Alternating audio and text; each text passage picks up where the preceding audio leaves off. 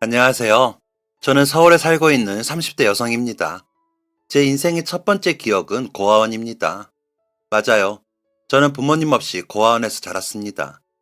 혼자 사춘기를 보내며 남들만큼 잘 살 수 있는 방법이 뭘까 고민한 결과가 일찍 취업의 길에 들어서는 것이었어요. 그 과정에서 저는 당연히 대학을 포기했고, 제 또래 친구들처럼 대학을 다니며 다양한 추억을 만들 수는 없었지만, 그런 제 생활 안에서도 소소한 행복이 있었고, 대학을 가지 않아도 돈을 벌 수 있음에 만족하며 지냈던 것 같아요. 직장 생활 3년 차에 접어들었을 때 그놈을 만나게 되었습니다. 고등학교 동창이었고 푼수 같은 얼굴에 훤칠한 키로 학교에서 인기가 좋았던 사람이었어요. 처음엔 왜 나한테 연락했지? 하는 의문을 수없이 품었습니다. 하지만 저도 그 연락이 싫지 않았고, 이내 두근거리는 마음에 밤잠을 설치기도 하면서 그 사람을 좋아하게 되었습니다. 태어나 처음 누군가에게 마음을 주었으니 첫사랑이겠죠. 좋아하는 마음을 어떻게 표현하는지 몰랐던 그때의 저는 무작정 모든 것을 다 주고 싶었고, 결국엔 모든 것을 다 주었습니다. 그 사람도 저를 사랑한다고 생각했거든요. 하지만 저의 착각이었던 것 같아요. 그 사람은 직장인인 제 명의로 신용카드를 만들게 했고, 핸드폰 요금까지 제가 지불하도록 했습니다. 지금 생각해보면 어느 멍청이가 그걸 그대로 다 해주나 싶지만, 그때의 저는 제정신이 아니었나 봅니다. 내가 아직 학생이라서 직장이 없어서 카드가 안 된대. 근데 자기는 직장인이니까 할 수 있잖아. 자기가 너무 부럽다. 당연히 내가 다 갚을 거야. 너한테 돈 내게 하려는 거 아니야. 나 믿지? 나 졸업하고 취직할 때까지만 기다려줘. 나 이번에 핸드폰 요금이 너무 많이 나와서. 근데 부모님도 아프시고 너무 힘들어. 나한텐 너밖에 없나 봐. 나 요금 좀 어떻게 안 될까? 당장 이용 정지되면 너랑 연락도 못 해. 이런 말들을 반복하는 남자친구를 저는 진심으로 믿었습니다. 이 부분만 빼면 저한테 정말 잘해주고 다정하고 저를 사랑해주는 사람이었거든요. 그러다 어느 날은 저도 돈이 점점 부족해졌어요. 제가 살고 있는 원룸 월세도 매달 나가야 했고, 제 핸드폰 요금을 비롯해 기타 매달 나가는 요금들 생각하면 저 혼자만 해도 빠듯해지더라고요. 원룸 보증금을 제외하고 3년간 조금씩 모아온 돈들도 어느 순간 보니 바닥이 나 있었습니다. 그런 상황에서도 남자친구의 금전적 요구는 계속되었습니다. 제가 한 번은 어려울 것 같다고 얘기하자 그 자식은 제게 이렇게 말했습니다. 내가 돈 없는 학생이라 미안해. 근데 너 혹시 딴 놈 생긴 거 아니야? 갑자기 왜 이러는 건데? 어떤 자식이야? 내가 더 잘할게. 응? 내가 너 진짜 사랑해서 그래. 너도 나 사랑하잖아. 눈물을 뚝뚝 흘리며 말하는 남자친구는 그때는 너무 마음 아팠고, 무엇보다 제가 그 사람을 너무나 사랑하고 있었기 때문에 결국 또 반복하게 되었어요. 처음엔 제가 쓸 돈을 아끼고 아끼다가 결국엔 견디기 힘들 정도가 되어 무리하게 할부 결제를 반복하다 보니 빚이 되고 또 빚이 되고, 저와의 데이트 비용뿐만 아니라 남자친구 개인 사치품까지 제 카드를 돌려 써가며 구매해주고 있었습니다. 제가 정말 무지했고 멍청이었죠. 대학생 남자애한테 무슨 명품 옷, 명품 시계가 필요했을까요? 그냥 멍청한 저를 똑똑하게 이용했던 것이지요. 그때 곁에 누군가 한 명이라도 이 이야기를 듣고 틀렸다고 말해줄 사람이 있었더라면 달랐을까요? 취업하면 모두 갚겠다고 자기 인생을 저한테 다 바치겠다는 그 말을 순진하게도 믿었습니다. 이 사연을 쓰면서도 정말 제 자신이 바보 천치 같다는 생각만 드네요. 절대 배신하지 않을 거라 믿었던 저의 남자친구는 그렇게 대학을 졸업하자마자 연락이 두절되었고, 저는 갚아야 할 빚들을 안고 매일 밤을 눈물로 지새웠습니다. 모두 제 명의로, 그리고 제 손으로 써온 돈들이니 법적으로도 아무 문제가 없었어요. 저는 그놈을 잡을 수도 때려 죽일 수도 없었습니다. 어디로 도망을 간 건지 코빼기도 보이지 않았습니다. 저는 밥 한 번, 물 한 번 밖에서 사 먹지 않고 하루라도 빨리 빚을 갚기 위해 아끼고 또 아낄 수밖에 없었습니다. 이대로 좌절하지 않기 위해 애쓰는 저에게 설상가상 엎친 데 덮친 격으로 원룸 집주인이 월세를 올리겠다고 했습니다. 갑자기 훌쩍 뛰어버린 월세에 이제는 회사까지 가는 차비마저 쓰지 못하는 상황이 된 것이지요. 그래, 아낄 수 있다, 할 수 있다 생각하며 무심코 본 달력. 다니던 회사도 계약직이라 다음 주가 마지막 근무였습니다. 모든 일이 한꺼번에 닥치니 삶을 포기하고 싶은 생각이 들었습니다. 그러다가도 그동안 갚아온 빚이 시간이 아까워서 1년만 버티자는 마음으로 일을 악물었어요. 저는 가장 먼저 방을 뺐습니다. 방을 빼고 나니 얼마 안 되지만 보증금이 제게 돌아왔어요. 방을 구하지 말고 이 돈을 빚 갚는 데 보탤 수 없을까? 고민하다 내린 결정은 보태자였습니다. 까짓것 이 돈으로 보증금 주고 비싼 월세 내가며 방을 얻어봤자 쥐꼬리만한 방인데 저는 부동산을 돌며 아주 싸고 허름한 고시원을 구했습니다. 그냥 잠만 자는 곳인데 나쁠 것 없다는 생각이 들었습니다. 그리고 빨리 일을 시작하자 다짐했어요. 그때 제 눈에 들어온 것은 저희 동네에 있는 마트였습니다. 동네 슈퍼라고 하기엔 크고 대형 마트라고 하기엔 작은 그런 규모의 마트였어요. 마트 안에는 손님들이 와서 식사를 할 수 있는 간이 식당이 있었습니다. 마트 앞을 지나다가 그 마트의 식당에서 일할 직원을 급구한다는 공고를 보게 된 거죠. 저는 준비한 이력서도 없이 마트로 곧장 들어갔습니다. 주로 저보다 나이가 있으신 분들께서 근무하고 계셨고 팀장이라는 분이 저와 면접 아닌 면접을 보게 되셨어요. 50대 후반 정도로 보이는 여성분이었습니다. 식당 일은 해본 적 있어요?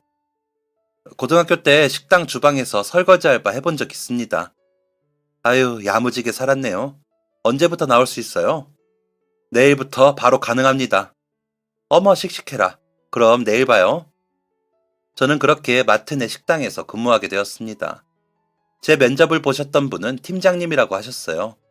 팀장님은 면접을 보던 날도 첫 출근을 하던 날도 제게 살갑게 대해주시며 하는 일마다 칭찬을 아끼지 않으셨습니다. 팀장님, 오늘 일찍 나오셨네? 이 친구는 누구야? 응, 오늘부터 주방에서 일할 친구. 알려줄 게 몇 개 있어서 일찍 나왔지. 은주씨, 인사해. 여기 정육. 안녕하세요. 잘 부탁드립니다. 김은주입니다. 아이고, 반가워요. 우리 팀장님 입이 귀에 걸리셨네. 앞으로 우리 잘해봐요. 마트 문을 열고 직원분들이 하나둘 출근하셨고, 저는 한 분 한 분 얼굴과 성함을 기억하며 인사를 드렸습니다. 정말 직원분들 하나같이 모두가 웃는 얼굴로 반갑게 맞이해 주셨어요. 생각보다 더 반갑게 맞이해 주셔서 첫 출근의 떨림이 어느 정도 진정되는 것 같았습니다. 우리 마트 사람들 다 착하고 마음들이 좋아. 은주 씨도 곧 알게 되겠지만 나도 은주 씨 나이만 할 때 여기 입사해서 아직까지 일하고 있는데 오래오래 일하고 싶은 것이에요. 물론 몸은 조금 힘들어요. 그래도 잠깐 일하고 그만두는 사람 여태 못 봤어. 다 오래 일하지. 다 좋으신 분들 같아요. 저도 오래 일하고 싶어요. 그럼 은주 씨도 적응만 하면 더 편하게 일할 수 있을 거야. 내가 많이 도와줄게요. 실수해도 되고 모르는 거 있어도 돼. 나한테 다 물어봐요. 실수 없이 잘하겠습니다. 어쩜 일이 똑부러질까? 사실 제가 하는 일은 특별한 것은 없었어요. 단순한 주방 보조 업무였습니다. 그런데도 팀장님은 제가 마치 엄청난 일을 하고 있는 것처럼 느끼도록 해주셨어요. 팀장님, 오늘 이따 옆동 경로당에서 단체로 식사하러 오신다는데 몇 분이요? 많이는 아니고 6분. 근데 우리 은주 씨는 잘하고 있남? 그럼 아주 야무지고 똑부러져. 머리가 좋은 것 같아. 일을 잘해. 그리고 제가 제 업무가 아닌 다른 업무를 도와드리려고만 해도 손사래를 치며 달려와 말리셨어요. 팀장님은 식당 일과 마트 일을 전반적으로 관리하고 계셔서 저희보다 2배로 바쁘셨거든요. 저는 그렇게 바쁘면서도 저를 신경 써주시는 팀장님께 감사해서 더 많이 도와드리고 싶었습니다. 아니, 은주씨, 이걸 왜 하고 있어? 내버려둬요. 이거 이따 내가 치울 건데. 제가 하는 김에 하려고요. 됐어. 은주씨는 은주씨 할 일만 하면 되는 거야. 제가 일을 다 끝내서 시간이 남으니까 제가 도우면 좀 더 수월하지 않을까 해서요. 아유, 어쩜 그래. 안 그래도 돼요. 쉬엄쉬엄 하는 날도 있어야지. 신경 써주셔서 감사합니다. 쉬엄쉬엄 열심히 할게요. 내가 못 살아. 말하는 것 좀 봐. 내가 요 앞에서 붕어빵 사왔는데 먼저 들어가서 먹어요. 팀장님은 가끔 직원들 몰래 저만 불러다 휴게실에 앉히고 계란빵이나 붕어빵 같은 달콤한 간식을 주시기도 했습니다. 웃을 일 없는 저에게 그런 시간들은 너무나 큰 행복이었어요. 제가 하는 일들은 주로 설거지나 손이 많이 가지 않는 재료 손질, 그리고 주방장님이 음식을 하실 때 그릇이나 도구 세팅을 도와드리는 업무였습니다. 마트 안에 있는 식당이라 손님이 오려나 싶었는데 정말 다양한 손님들이 오시더라고요. 그렇게 정신없이 반복되는 단순 업무를 하다 보면 하루가 금방 흘러갑니다. 마트 행사를 앞둔 어느 날 모두가 퇴근하고 팀장님, 저, 마트 직원 두 분이 남아 행사 준비를 하게 되었습니다.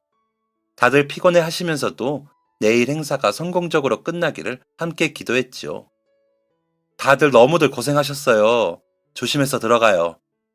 팀장님도 늦은 시간까지 고생 많으셨습니다. 저희 내일 대박나요. 조심해서 들어가세요. 저도 이만 들어가 보겠습니다. 팀장님, 주임님, 민재씨, 조심해서 들어가세요. 은주씨는 집이 어디야? 지금 버스도 끊겼을 텐데 내가 가는 길에 데려다 줄게요. 아니에요, 괜찮습니다. 걸어가면 금방입니다. 일단 타. 퇴근길에 갑자기 저를 데려다 주시겠다는 팀장님. 몇 번이고 사양했지만 통하지 않았습니다. 결국 너무나 죄송하고 감사한 마음으로 팀장님의 차를 타고 제가 살고 있는 동네로 가게 되었어요. 팀장님은 제가 사는 동네를 들으시곤 한숨을 쉬셨습니다. 걸어가면 금방이라더니 이렇게 먼 거리를 어떻게 여자 혼자 걸어가요? 요즘 세상이 얼마나 흉흉한데. 늘 다니는 길이라서요. 정말 얼마 안 걸리기도 하고. 팀장님이 더 피곤하실 텐데 저까지 데려다 주시면 너무 힘드시잖아요. 나도 가는 길인데 뭐. 그래도 감사합니다. 저 거의 다 왔어요. 저 건물 앞이에요. 가만 봐. 저기? 팀장님은 다소 놀라신 듯 했습니다. 저렴한 월세 찾아 구한 고시텔이라 겉모습이 그다지 좋지 못했거든요. 낡은 외관에 삐뚤어진 고시텔 간판은 팀장님을 놀라게 하기에 전혀 부족할 것이 없었습니다.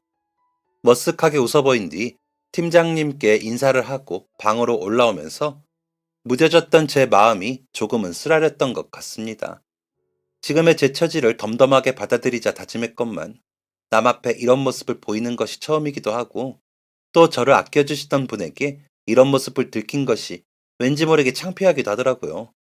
눈물을 흘리면 주체할 수 없을 것 같아서 함부로 울지 않았습니다. 독하게 마음먹고 얼른 털어내버리자. 얼른 털어내고 다시 웃자. 울고 싶은 마음을 그렇게 다짐하는 것으로 대신했어요. 다음날 평소와 같은 점심시간, 점심에는 늘 식당에 들어온 남은 재료들로 대충 끼니를 챙깁니다. 그런데 그날은 마트 행사로 인해 주방장님이 식당에 남는 재료가 없다며 저 먼저 밖에서 사 먹고 오라고 하시더라고요. 원래 마트 자체에서 따로 식비를 제공받고 있지만 주방장님이 괜찮으면 나가지 말고 그냥 자기랑 대충 만들어 먹자고 해서 함께 먹던 하루 이틀이 계속되고 있던 상황이었습니다. 저는 얼마 안 되는 식비지만 그마저도 아낄 수 있어 좋았습니다. 편의점에서 삼각김밥이라도 사 먹어야겠다는 생각에 마트를 나서는데 팀장님을 마주쳤습니다. 은주씨, 밥 시간이야? 네, 팀장님. 오늘은 저 먼저 사 먹고 들어오라셔서 나가는 중이에요. 마침 잘 됐네. 나도 밥 먹으러 나가는데. 팀장님, 아직 식사 못 하셨어요? 그러게, 이것저것 챙기다 보니까 이제 먹어. 괜찮으면 같이 먹자. 뭐 먹으러 가던 길이야? 저는 요 앞에서 간단하게 먹으려던 참이었는데, 팀장님은 드시고 싶은 거 있으세요? 난 솔직히 메뉴 고르는 것도 귀찮고 해서 매일 다른 반찬 나오는 백반집 가는데, 은주씨 먹기엔 좀 그런가? 맛은 있어. 난 그 집 김치가 그렇게 좋더라. 아니요, 저도 좋아요. 함께 먹자는 제안을 차마 거절할 수 없었던 저는 팀장님과 함께 백반집으로 가게 되었습니다. 솔직히 삼각김밥보다야 차려진 밥을 먹고 싶기도 했고요. 또 팀장님이라면 이유 없이 무조건 네라고 대답하고 싶었거든요. 점심시간이 한참 지나서야 밥을 먹으러 나온 저희였기 때문에 한산할 것이라는 예상과는 달리 백반집은 꽤나 북적이고 있었습니다. 주로 택시 기사님들 같았어요. 저희에게 따로 주문을 받지도 않으시고 당연하다는 듯 2인상이요 하고 주방에 대고 말하는 직원분의 행동이 상당히 카리스마 있는 곳이었습니다. 얼마 지나지 않아 아무렇게나 툭툭 올려진 반찬 그릇과 공깃밥으로 밥상이 채워졌어요. 먹어봐. 어때? 괜찮지? 네, 대박. 진짜 맛있어요, 팀장님. 정말 팀장님이 말씀하신 대로 아삭하고 깔끔한 맛의 김치가 일품이더라고요.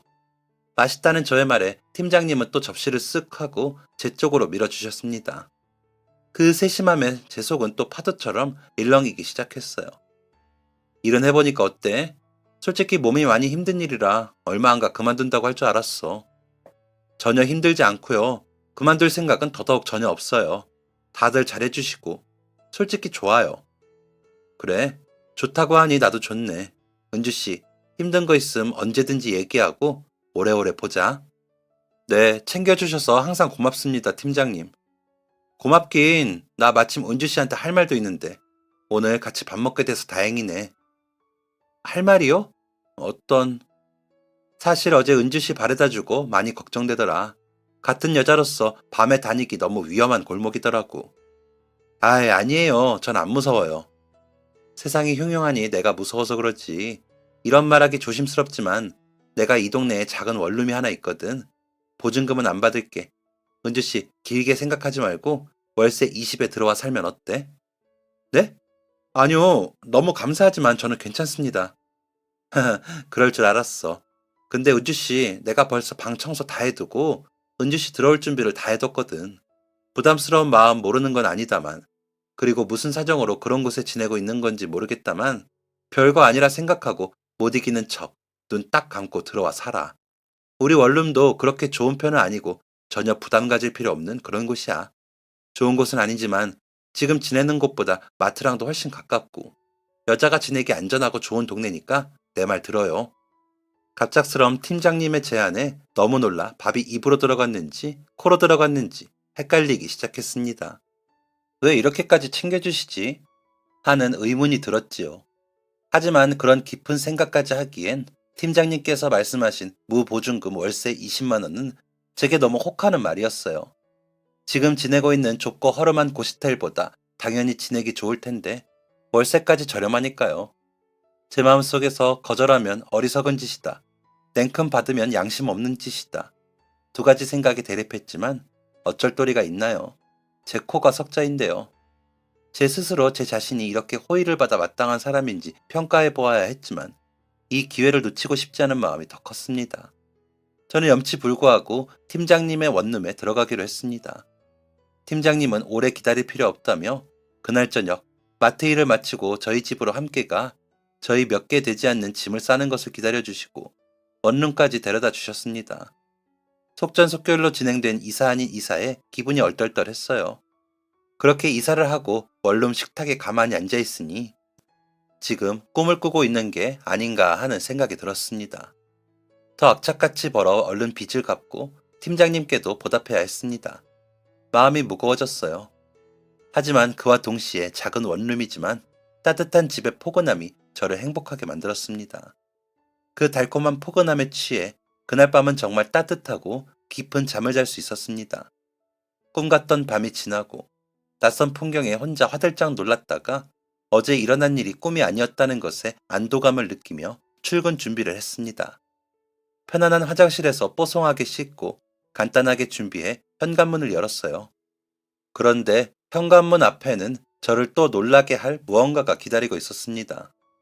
분홍빛이 나는 보자기가 하나 놓여 있었거든요. 뭐지? 누가 잘못 두고 갔나? 보자기를 만져보니 따뜻한 온기가 느껴졌습니다. 저는 출근을 잠시 미루고 보자기 매듭을 풀어 내용물을 확인하기로 했어요. 보자기 매듭을 풀자 그 속에는 쪽지 하나와 반찬통 3개가 들어있었습니다. 노란 바탕의 쪽지에 적힌 글자를 읽으며 저는 또 눈물을 삼켜야 했어요. 은주씨, 나 옥팀장. 밥도 못 먹고 출근하는 거지? 나 먹으려고 했는데 많아서 좀 덜었어. 식기 전에 봐야 할 텐데. 꼭꼭 씹어 먹어요. 이따 봐. 꼭꼭 씹어 먹으라는 말이 왜 이렇게 가슴속 깊이 박혔는지 모르겠어요. 살면서 처음 느껴보는 다정함에 출근 시간도 있고 집으로 들어와 쪽지 뒤에 반찬통을 열어보았습니다.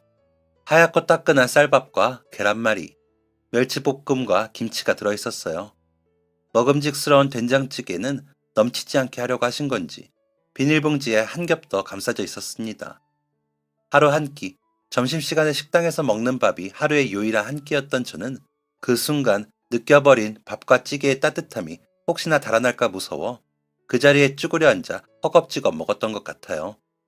중간중간 쪽지에 쓰여있던 꼭꼭 씹어 먹으라는 말을 떠올리며 저는 한 톨도 남김없이 앉은 자리에서 전부를 먹어버렸습니다.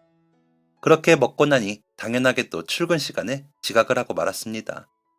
팀장님께서 이 사실을 알게 되신다면 정말 황당하시겠지요. 팀장님은 늦게 도착한 제게 걱정 어린 눈을 하고 다가오셨습니다. 은주, 왜 늦었어? 어디 아픈 거야? 아니에요, 팀장님. 늦잠을 잤어요.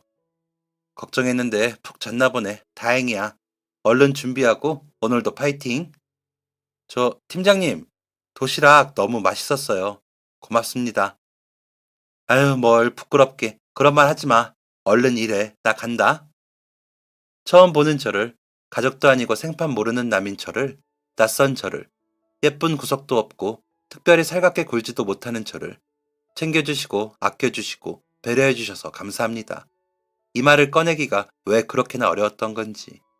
쭈뼛쭈뼛 앞뒤 다 잘라먹은 고맙습니다 한마디에 팀장님은 더 환하게 웃으며 대꾸해 주셨습니다. 이런 하등 보잘것없는 저에게 팀장님은 왜 그렇게 잘해주셨던 걸까요? 감사 인사 한마디 똑바로 하지 못하는 건방진 저에게. 그리고 그날 밤 마트에서 야간 근무를 하던 직원이 갑자기 안 나오는 바람에 제가 야간 근무에 함께 하기로 결정되었습니다. 마트 직원분들이 한숨을 쉬고 급하게 구인 공고를 붙이는 걸 제가 보게 되었거든요. 저는 한 푼이라도 더 벌면 좋았고 마트에서는 하루라도 빨리 일이 손에 익은 사람을 구하면 좋은 상황이었죠. 아침에 출근해 밤늦게 퇴근해야 할 저를 많은 분들이 걱정해 주셨지만 저는 오히려 좋았습니다. 마침 편의점 야간 알바라도 한 개 더 해야 하나 고민하던 참이었거든요. 한자리에서 야간 일까지 할 수 있다니 저에게는 너무나 좋은 기회였어요. 팀장님께 받기만 하는 게 너무 죄송했는데 이렇게 야간 근무라도 하면 조금 작은 보답이라도 해드릴 수 있지 않을까 기쁘기도 했고요. 그렇게 아침 7시부터 밤 12시까지 하루도 빠짐없이 식당과 마트 일을 번갈아 했습니다. 회사 다닐 때 벌던 것보다 또 여기 와서 식당 일만 하던 때보다 더 빨리 빚을 갚을 수 있겠다는 생각에 신났던 저는 몸이 아픈 것도 모르고 출근을 했다가 그만 팀장님께 딱 걸리고 말았습니다. 은주, 아침 못 먹었지? 아침에 샌드위치 했다가 은주씨 주려고 가져왔어. 팀장님 고맙습니다. 너무 맛있을 것 같아요. 저 얼른 요것만 씻어두고 먹을게요. 아니야. 해. 내가 입에 넣어주고 갈게. 먹으면서 해. 그럼, 팀장님이 싸우신 샌드위치는 정말 빵집에 파는 것처럼 예쁜 비주얼을 하고 있었습니다. 마침 재료 손질을 하며 너무 배가 고파서 썰어둔 오이를 입으로 몰래 집어넣고 싶다 고민하던 찰나였어요. 쑥스럽지만 샌드위치를 기다리며 입을 벌리고 있는데 주방장님이 주방으로 들어오셨습니다.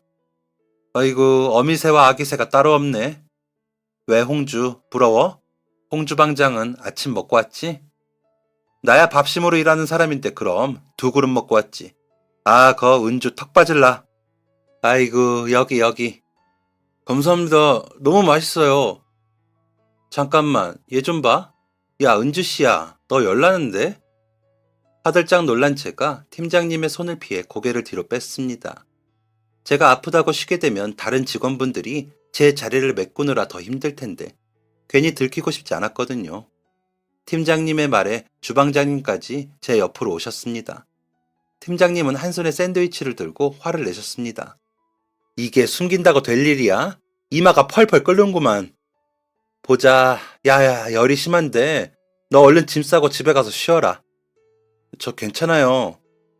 하나도 안 괜찮아. 병 가내고 쉬면 되니까 얼른 병원부터 가. 팀장님은 병원부터 가라며 화를 내시고는 본인이 저 대신 사무실에 얘기하고 온다고 주방을 나가버리시고 남아서 마저 재료 손질을 하려던 저를 보고는 주방장님이 등짝을 찰싹 때리셨습니다. 그걸 왜 마저 하고 앉아있어? 얼른 일어나서 손 씻고 나갈 준비해야지. 저 정말 괜찮아서. 할 수 있어요, 주방장님. 왜 이렇게 고집일까? 팀장님 벌써 너 병가 처리해주려고 나섰구만. 저 양반 너 챙겨주려 난리구만. 그 마음 알면 얼른 따라 나서. 네, 알겠습니다. 너무 죄송해요. 괜히 아파서. 아픈 게 뭐 은주 너 잘못이야? 사람이 아플 때도 있고 그런 거지. 그나저나 너 저 양반한테 잘해라. 은주야, 너하고 나하고 점심시간마다 같이 밥 먹은 거 저 양반이 나한테 부탁해서 그런 거야. 너 몰랐지? 첫 출근한 날 점심시간에 너 혼자 편의점에서 삼각김밥 먹는 거 보고는 나한테 달려와 부탁한 거. 너한테 말하지 말라 신신당부했으니 일단 모르는 척 나하고 계속 밥 먹으면 되고 저 딴에는 팀장이라고 막내 직원 살갑게 챙기느라 최선을 다하고 있으니 너도 몸살일 땐 사려가면서 적당히 성실하게 해. 아프면 여러 걱정이야. 결국 저는 병가를 내고 병원에 가서 주사를 맞게 되었습니다. 몸살 감기라고 하더라고요. 주사 맞고 약 먹고 푹 쉬면 된다기에 집으로 돌아오는 길, 문 앞에 웬 냄비 하나가 덩그러니 놓여 있는 게 아니겠어요? 가까이 다가가 보니 그게 또 팀장님이 놓고 가신 것이었습니다. 냄비 하나와 마트 봉지 하나.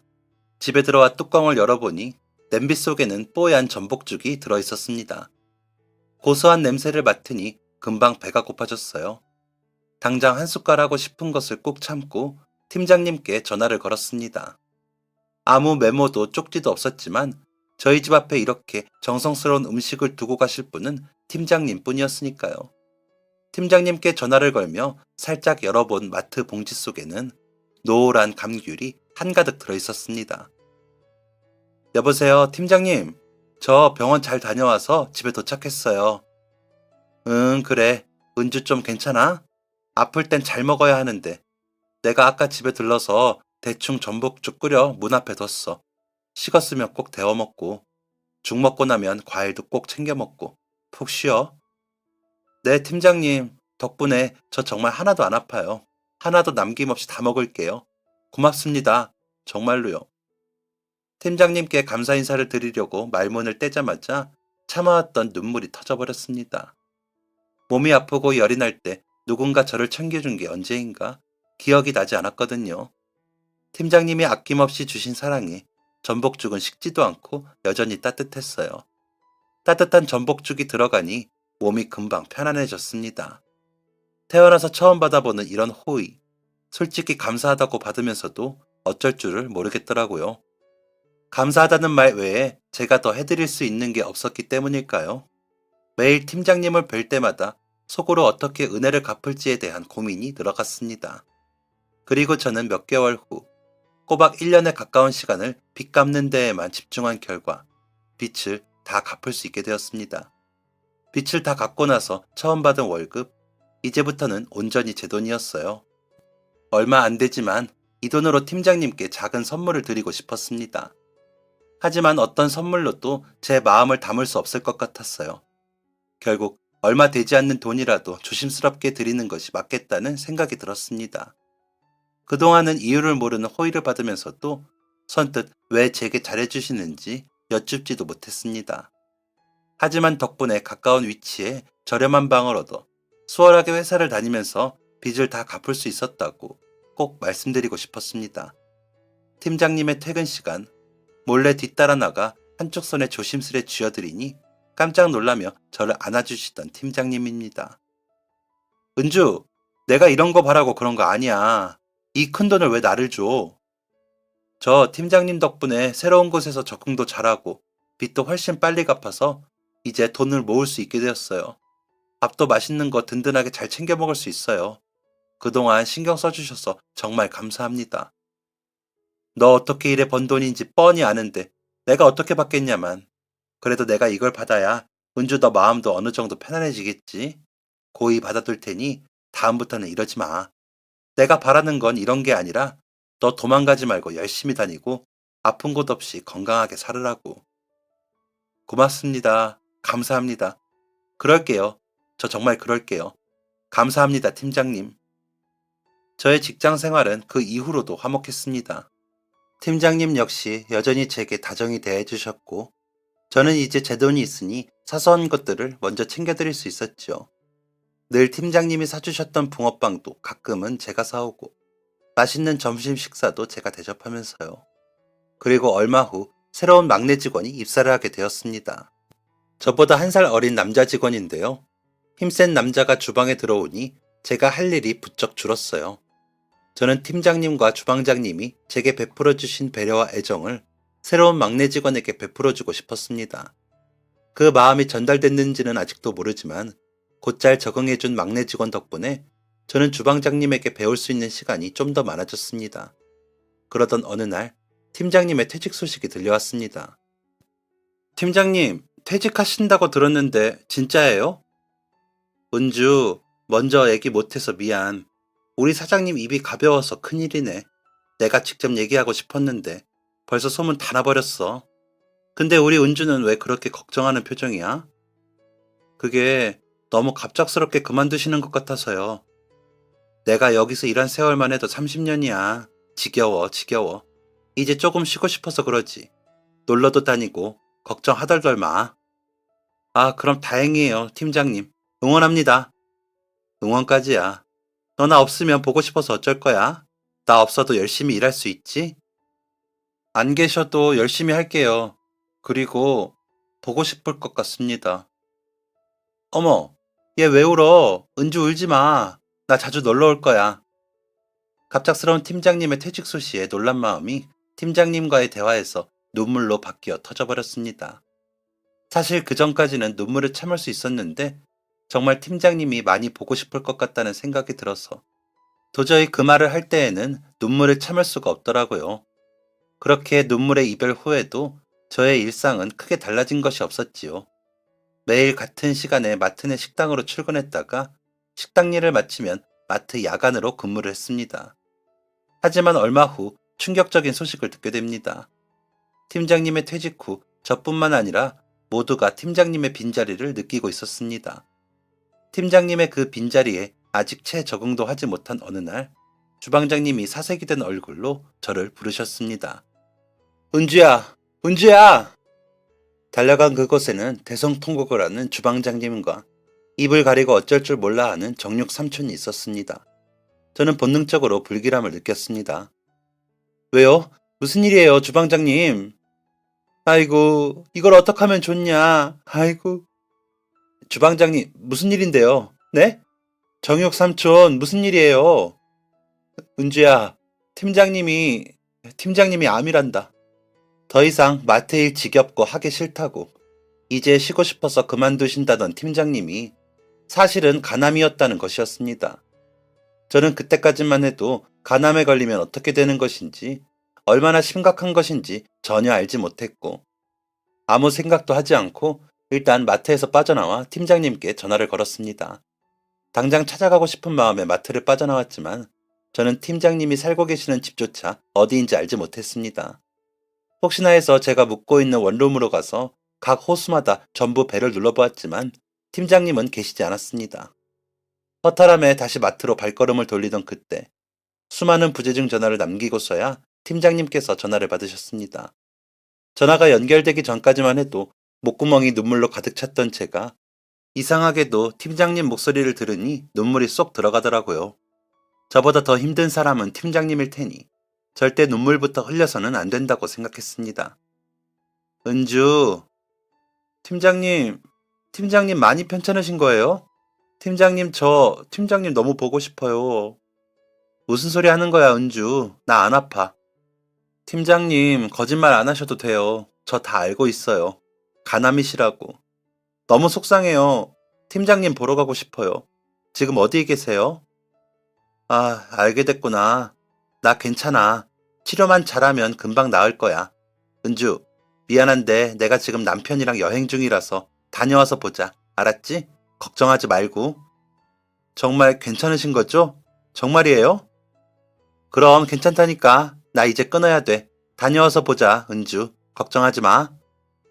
아무렇지 않은 목소리와 여전히 다정한 말투, 그리고 잘 치료하면 낫는다는 말, 여행 중이라는 말을 전부 믿었습니다. 마트로 돌아가 놀랐을 주방장님과 정육 삼촌에게 이야기를 들려드리고 싶었어요. 저는 정말로 믿었으니까요. 하지만 마트에 돌아가니 또 다른 충격적인 소식이 저를 기다리고 있었고, 저는 도를 지나치는 행동을 결심했습니다. 이 멍충한 거사, 이 순진한 거사, 그 말을 믿니? 벌써 간경화 진행돼서 이식 수술 아니면 살지도 못한단다. 하나 있는 남편도 몸이 안 좋아서 이식도 못 해주고. 아이고, 이 순진한 거사. 은주야, 이놈아. 일단 팀장님을 배워야 할 것 같아요. 저는 그 길로 사무실에 들어가 과장님께 부탁드렸습니다. 팀장님 댁 주소 좀 알려달라고요. 과장님은 처음에는 곤란해하셨지만 마트 사람들이라면 저와 팀장님의 관계를 모르는 사람이 없으니 결국엔 주소를 알려주셨어요. 팀장님의 댁으로 찾아가면서도 불쑥 찾아온 저를 팀장님이 싫어하시면 어떡할까 걱정이 되었습니다. 이식 수술을 받아야만 살 수 있다는 팀장님에게 제가 해드릴 수 있는 건 이식 수술의 공여자가 되는 것뿐이었습니다. 어떻게 말씀드려야 할지 아무리 생각해봐도 얼굴은 눈물로 뒤덮이고 머릿속이 복잡해서 말이 정리가 되지 않더군요. 초인종을 누르자 중년의 남성분이 문을 열어주셨습니다. 별다른 말씀을 드리지 않아도 제가 입고 있는 유니폼만 보고 한눈에 알아보신 듯 했어요. 팀장님은 저의 갑작스러운 등장으로 급하게 거실에 나와 계신 듯 했습니다. 얼마 전과는 많이 달라진 모습. 이러면 안 된다는 걸 알면서도 주제넘게 눈물이 멈추질 않았습니다. 울음이 그치지 못하는 그런 저를 팀장님이 되레 먼저 안아주셨고 저는 채 다듬지 못한 저의 진심을 들려드렸습니다. 팀장님, 저 정말 주제넘는 거 알지만 이식수술 꼭 받으셔야 한다고 해서 저라도 괜찮으시면, 아니, 저라도 공여자로 적합하다면 꼭 받아주세요. 부탁드려요, 팀장님. 저도 팀장님께 딱 한 번만이라도 도움이 되고 싶어요. 미쳤어? 안 돼. 그런 말 할 거면 당장 나가. 은주 너한테 남은 인생이 얼만데 그런 말을 함부로 하니? 안 된다. 돌아가. 다시 찾아오지도 말고. 팀장님은 예상대로 단칼에 거절하셨고 저는 무조건 실행해야만 했습니다. 그렇게 다시 마트로 돌아가 주방장님과 정육 삼촌에게 도움을 요청했습니다. 저 좀 공여자 될 수 있게 도와주시라고요. 미쳤냐고 등짝을 내려치시던 주방장님, 자긴 못한다고 장갑을 벗어던지던 정육 삼촌. 두 분 모두 결국은 함께 찾아봐 주시고 알아봐 주셨어요. 우선 팀장님은 자녀가 없어서 가족이 남편뿐이라고 했습니다. 그리고 저는 생판남이기 때문에 검사를 통해서 적합하다고 판단이 되더라도 직장에서의 오랜 시간 친밀한 관계를 증명해야 하는 등 여러 심사와 관문을 거쳐야 공여자가 될 수 있었죠. 그리고 이 모든 과정을 하루라도 빨리 시작하기 위해서는 팀장님의 허락이 필요했습니다. 저는 야간 근무를 그만두고 매일매일 팀장님 댁으로 찾아갔습니다. 팀장님은 물론 계속해서 거절하셨죠. 제가 계속 찾아가니 일부러 더 정없고 딱딱하게 선을 그으며 말씀하기도 하셨습니다. 여보, 얘 오면 문 열어주지 말라니까 왜 자꾸 그래요? 이봐 은주씨, 내가 일하면서 조금 잘해주고 챙겨줬다고 우리 사이가 각별하다고 생각하는 거야? 이보세요, 정신 차려요. 아가씨, 응? 세상을 좀 똑바로 봐요. 당신이 뭔데 나한테 간을 이식해준다는 거야. 내가 뭐라고? 알겠습니다, 팀장님. 저는 최후의 수단을 써야 했습니다. 저 허락 안 해주시면 매일 찾아올 거예요. 직장도 때려치우고 밥도 안 먹고 대신 허락해 주셔도 가능성은 50이에요.